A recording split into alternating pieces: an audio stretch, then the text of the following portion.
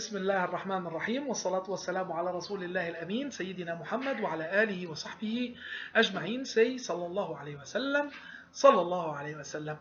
Today we're going to revise. We have already revised the grammar together. I have told you about the spelling. You have to go back to the pages we have mentioned in the weekly plan, and you have to revise and to learn how to write each word in those pages, because that's spelling. You have to learn it. Okay, that's why we have dictation. See. So I don't have any way to help you with the spelling. Unless you have a problem with anything, you can send me on WhatsApp, okay? But I'm going to help you with vocabulary in the two stories, and I'm going to help you with the critical and practical questions. Practical questions, maybe the ones that you maybe have in the exam. For that, I'm going to use the worksheet that we have sent to you on Classera after the first and the second story. It's as easy as that because it incorporates almost everything. So I'm going to take advantage of it. Okay, so let's start.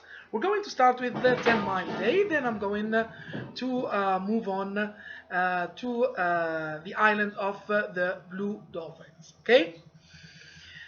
So, a 10-mile day. Here we have the author, Mary Ann Fraser, the illustrator, Mary Ann Fraser. What I'm doing is simply reminding you, okay? We have done all this. The genre is an expository text. It's given information, facts, things that happened. The setting was in 1862, the United States of America. And the characters are Charles Croca, the Chinese workers, the Irish workers, James Trowbridge, and Thomas Durant, who was the challenger against Charles Croca, of course.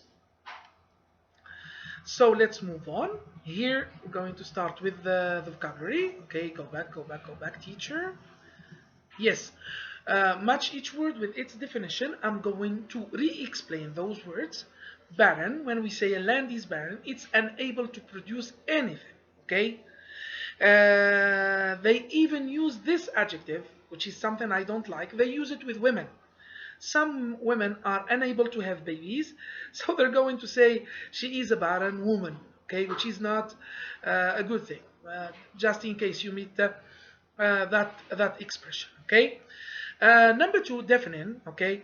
When we say someone is deaf, he can't hear. When we say a sound is so loud, it was deafening, it damages your ears. Number three, lurched. When we talk about lurched, when we talked about it, we say that the car lurched. It moves like this to lurch, okay?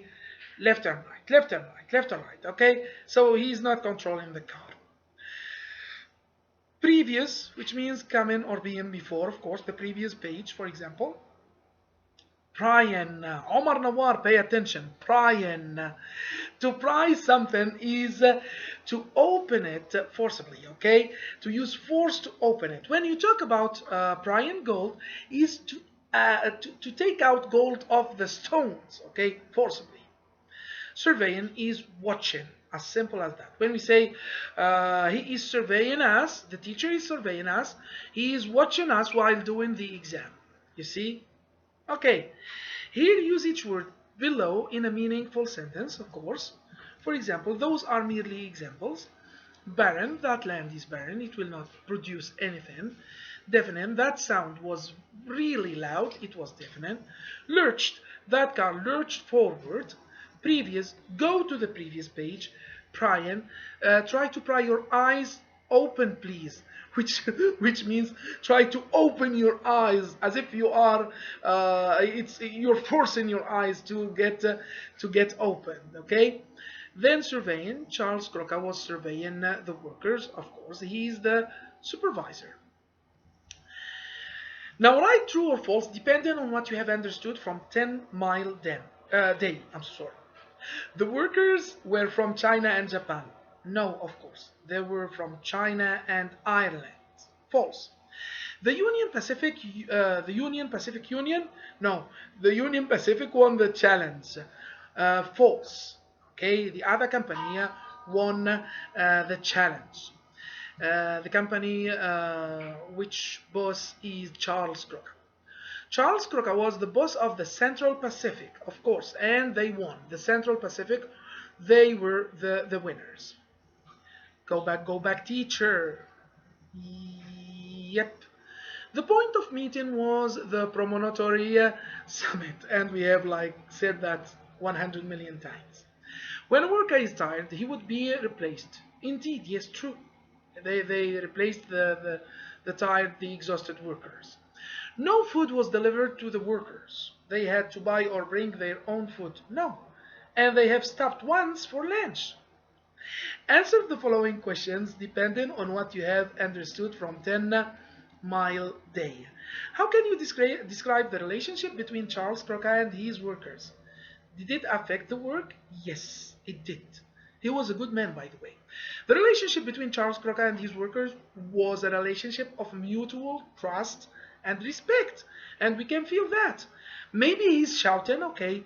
Maybe he's saying, for example, go on, come on, my workers, my friends. But they were always saying that he was encouraging them, okay. Yes, it affected the work.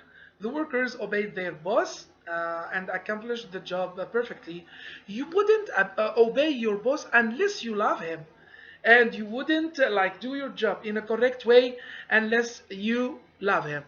That's why you always do your English homework in a good way because you love me. I know that. Okay. How many feet of iron? Yes, Bakr Hassan, I'm talking about you and Karim Hashim, both. How many feet of iron were laid in 1 minute according to the reporter?